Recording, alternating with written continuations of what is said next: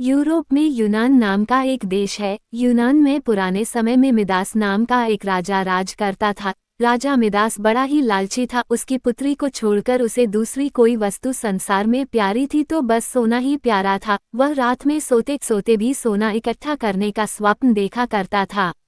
एक दिन राजा मिदास अपने खजाने में बैठा सोने की ईंटें और अशर्फियां गिन रहा था। अचानक वहां एक देवदूत आया। उसने राजा से कहा, मिदास, तुम बहुत धनी हो। मिदास ने मुंह लटकाकर उत्तर दिया, मैं धनी कहाँ हूँ, मेरे पास तो ये बहुत थोड़ा सोना है। देवदूत बोला, तुम्हें इतने सोने से भी संतोष नहीं है, कितना सोना चाहिए तुम्हें? राजा ने कहा, मैं तो चाहता हूँ कि मैं जिस वस्तु को हाथ से स्पर्श करूँ वही सोने की हो जाए। देवदूत हंसा और बोला, अच्छी बात है, कल सवेरे से तुम जिस वस्तु को छूओगे वह सोने की हो जाएगी।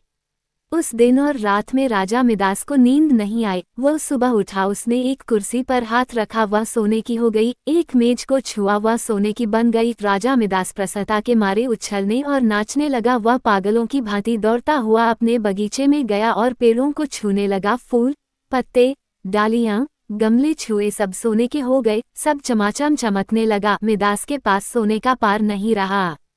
दौड़ते उछलते में मिदास थक गया। उसे अभी तक ये पता ही नहीं लगा था कि उसके कपड़े भी सोने के होकर बहुत भारी हो गए हैं। वह प्यासा था और भूख भी उसे लगी थी। बगीचे से अपने राजमहल लौटकर एक सोने की कुर्सी पर बैठ गया। एक नौकर ने उसके आगे भोजन और पानी लाकर रख दिया, लेकिन जैसे ही मिदास ने भोजन को हाथ लगाया वह भोजन सोने का बन गया। उसने पानी पीने के लिए गिलास उठाया तो गिलास और पानी सोना हो गया। मिदास के सामने सोने की रोटियां, सोने के चावल, सोने के आलू आदि रखे थे। वह भूखा था, प्यासा था, सोना चबाकर उसकी भूख नहीं मिट सकती थी।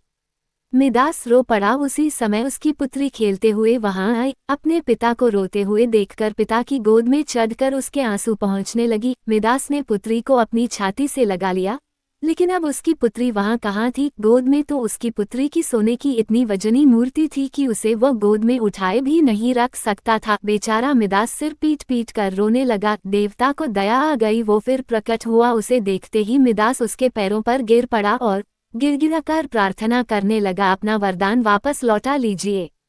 देवता ने पूछा, मिदास, अब तुम्हें सोना नहीं चाहिए, अब बताओ, एक गिलास पानी मूल्यवान है या सोना? कपड़ा, रोटी मूल्यवान है या सोना? मिदास ने हाथ जोड़कर कहा, मुझे सोना नहीं चाहिए। मैं जान गया हूँ कि मनुष्य को सोना नहीं चाहिए। सोने के बिना मनुष्य का कोई काम नहीं अटकता। एक गिलास पानी और एक टुकड़े रोटी के बिना मनुष्य का काम नहीं चल सकता। अब सोने का लोभ नहीं करूँगा। देवदूत ने एक कटोरे में जल दिया और कहा, इसे सब पर छिड़क दो। मिदास ने वह जल अपनी मेज पर, कुर्सी पर, भोजन पर, पानी पर और बगीचे के पेड़ों पर छिड़क दिया।